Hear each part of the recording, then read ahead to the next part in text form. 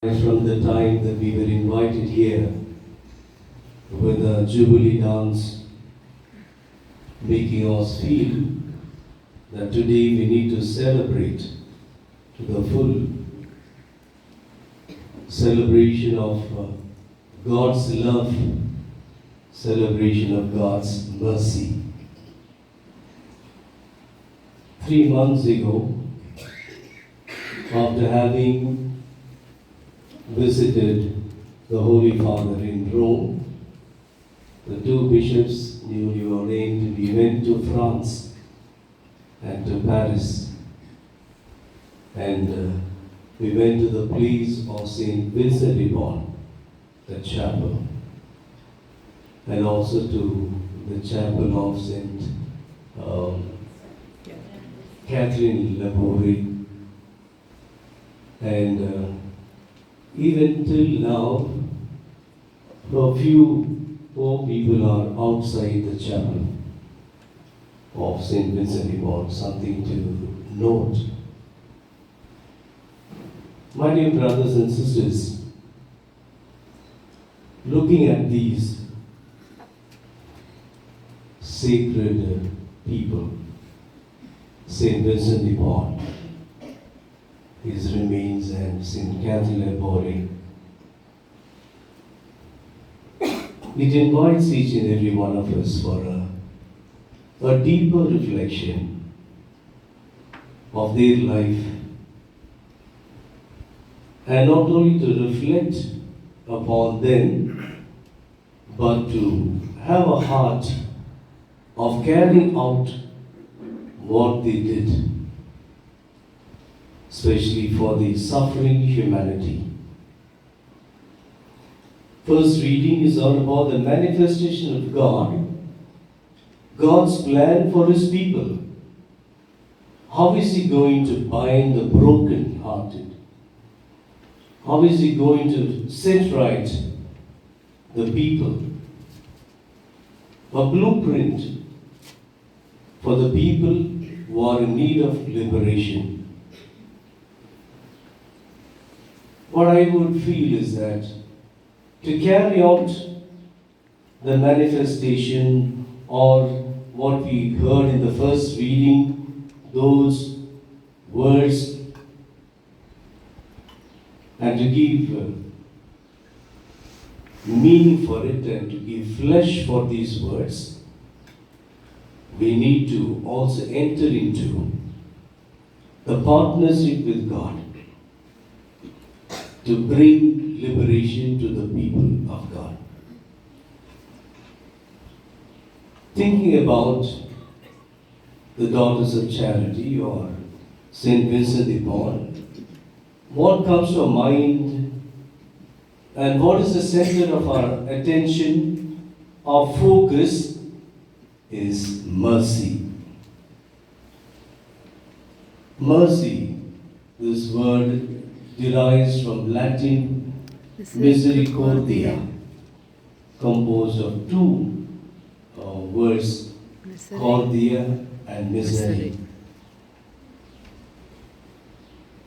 Misery, the cordia refers to cardia, the heart.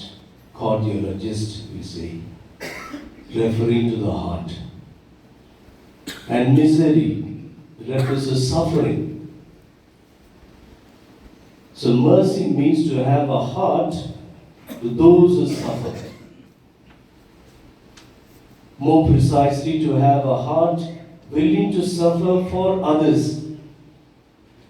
This is the most important need or the requirement of someone who would like to follow the footprints of the founder, St. Vincent de Paul. Not only the members of the society, but all of us who are experiencing the mercy of God, and to share that mercy of God with everyone around us. My dear brothers and sisters, what we see in today's world is that lot of emptiness around. And there is a lot of healing needed. The world is broken, and to this broken world, to bring that healing, which is most important. And the Lord in today's gospel also invites us, come to me, all those who are heavily laden and burdened, and I will give you rest. We know that we are in the fast-forward world with a lot of advancement in all the ways possible. But all this advancement leads to the life of sometimes confusion, leads to misery. It's very important to have a mind and heart of Saint Vincent de Paul, to look at this world and to feel merciful towards. The sister had given the narration of the services rendered by the society, something commendable. We really appreciate all those wonderful works carried on so far. Healing this broken world, bringing the true joy and true love in this world which is empty of love, empty of goodness, in a way empty of life truly. Saint Bernard, reflecting on Christ's wounds, said, through these sacred wounds, we can see the secret of Christ's heart, the great mystery of love, the sincerity of His mercy, with which He visited us from on high. My dear brothers and sisters, and especially the members of this congregation, you're, as I told, in a partnership with God, in bringing healing to this broken world, to this wounded world. And people are really in need of care, need of attention, the need of direction. In the life of St. Vincent de Paul, we see how there has been a change in his life, conversion in his life, and how there was a transformation in his life. And how he wanted to bring the change and transformation in the lives of all around. And that is how we started this congregation. That means to bring about this transformation from among the people. To bring about the true change that is needed. And St. Vincent de Paul would say that charity is the shortest way to heaven. Charity is a very big concept, is a very big term. And everyone and all that we do refers to this word charity. My dear brothers and sisters, when we celebrate this Jubilee, I would like to place before you two gifts of Jesus. The first gift is His heart. Everything is related to the heart of Jesus. You know, this is the year, 350th year, the apparition year.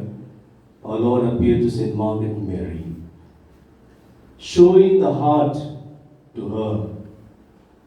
My heart is full of compassion and full of love for this whole humanity.